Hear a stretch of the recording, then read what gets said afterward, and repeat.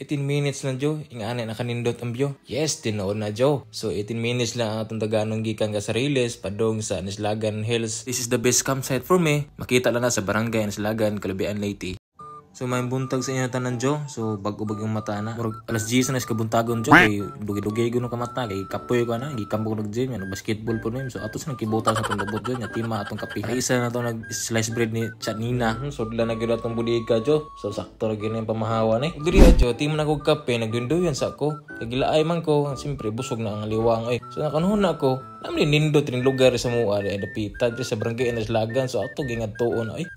Mulayat pag ang liwang. Ug diri adyo ako na nang giandam on drone jo gisuro na sa hambag kay para unya aerial shot ba para nice ang view pagka igbaw niya andamo na to ng jacket nga grabe ka baga gikan man sa Germany jo gidaras mong papa grabe ka original na unya na paliton jo sobrang libo na pagchoro ay libong kaged grabe ka energizer rin tahon ay layat pag balkon matay tarong agian ano layat pag may balkon basta kung kaubang nga bata jo grabe ka rot oh kita ala na mura basta kurog ba nga pilit sa bato ug karon amo ni atong gamiton nga David Harley sa uyuan horma sa ko sa motor jo ha pogi bitaw ug amping dia sa ibang bansa jo untag makasawa na ka kini rin motora 6 years na din sa mua dugay na kay ni sa mga tao dang basher sa Rose kita 6 years na ni wag apoy pelyado na bagtik gihapon na namoy kailangan ni jo kanang mag-drive tog motor nya magpakyot.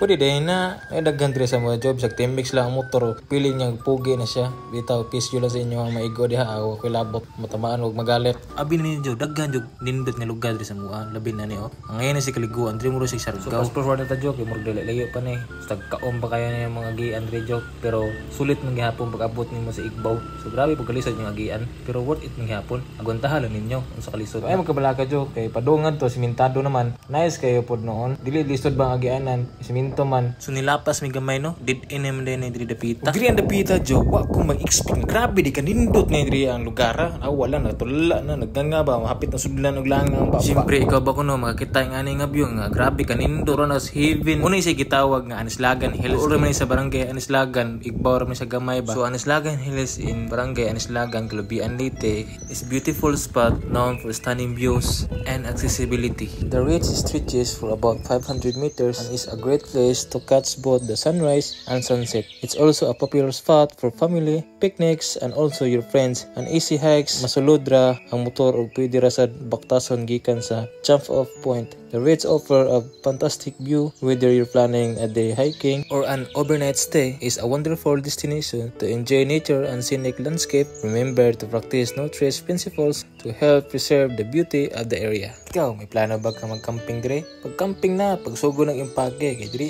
hindot kayo diri ayot. Safe kayo. Kana inyong plano?